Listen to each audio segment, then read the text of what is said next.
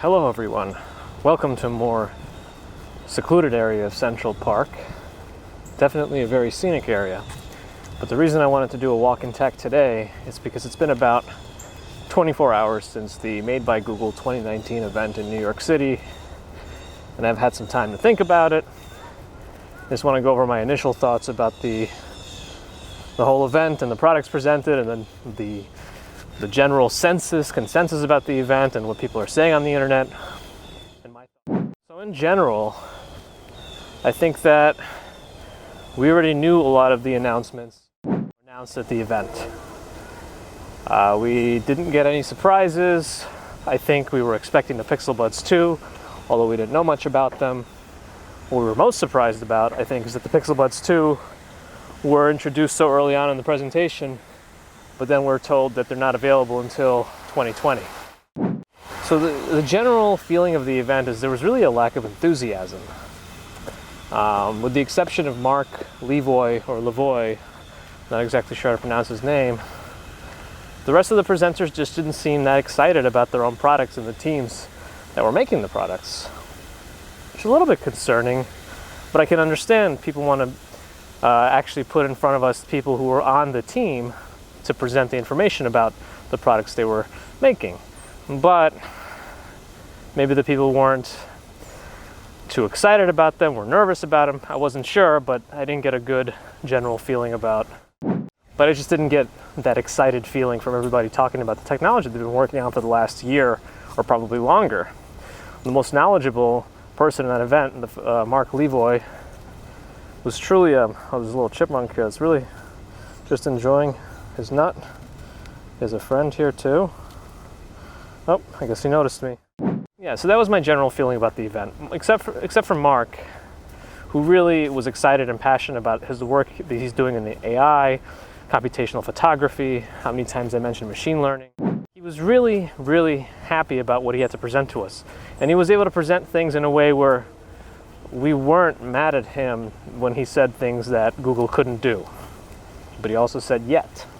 So it's kind of exciting in that sense that we're going to see solutions to problems that there currently exist no solutions. They talked about the Stadia. I'm not too excited about that. I think conceptually it's great, but I fear the execution might be where it falls apart. We'll see. I'm not too sure yet. The Pixelbook Go definitely looked like an interesting device. It's a much more reasonable price point. But again, time will tell. And not my particular area of excitement, but time will tell as to how good it might be. The overall Nest presentation was pretty good. We got a good idea of what's to come, what the pricing schemes are, and I think it's reasonable to have whole house pricing. So overall, that was great. And then finally, the Pixel 4, which we already knew almost everything about, was brought out. Again, they showed the pictures of it multiple times in the presentation. There were really no surprises, and there were still no surprises when they actually brought out the phone and talked about it. Unfortunately, or fortunately, however you want to see it.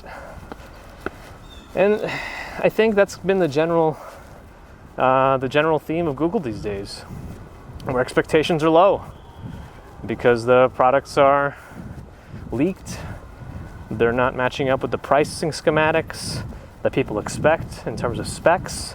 I think Google is putting a lot of their pricing based on their software and the frequent updates, which is great.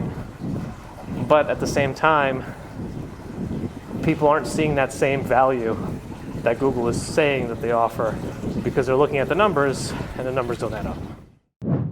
Project Soli, which was now renamed Motion Sense, honestly seems a little bit gimmicky. Some first thoughts from big tech reviewers like Marques Brownlee showed that there were poor recognition of the gestures. So that's concerning. I don't know if it was a defective unit, but I think that's one of the problems. The updated Google Assistant does seem quite good. It lives on the phone. Again, a lot of these features, the other problem is that they're region specific. So USA is getting all of these features, but I think some of the countries are left out on the rafters, and that's unfortunate because if Google's trying to be a global company, which I believe they are, these are definitely things to consider.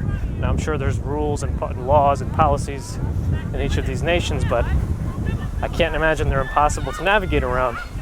And I'm not sure that Google has done due diligence, at least based on the quality of this presentation and some of the expectations they've had set on them by the public to actually complete this process. But that's just my speculation. Again, I'm not deeply researched into this, but these are my thoughts. We did talk about Google's new transcribing app. The transcribing app was actually pretty cool. I mean, most of their other voice recordings tools, such as Google Voice, they do actually keep a transcript of what's said.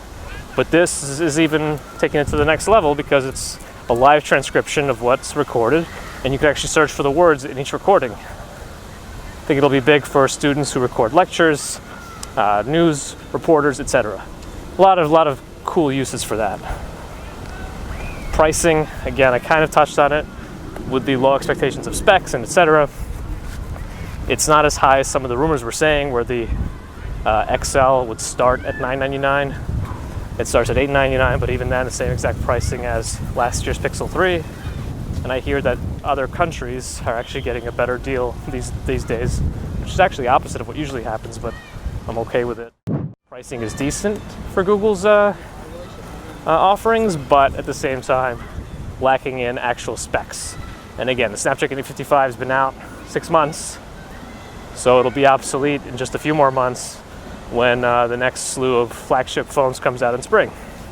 Again, competition is great, but if Google's not playing ball, then I'm not sure we're getting the best product we can out of their development teams. New camera features on the Pixel 4, definitely cool. It sounds like we'll be seeing some of them on the at least the Pixel 3 with the astrophotography, but the new zooming capabilities because of the telephoto lens, definitely nice.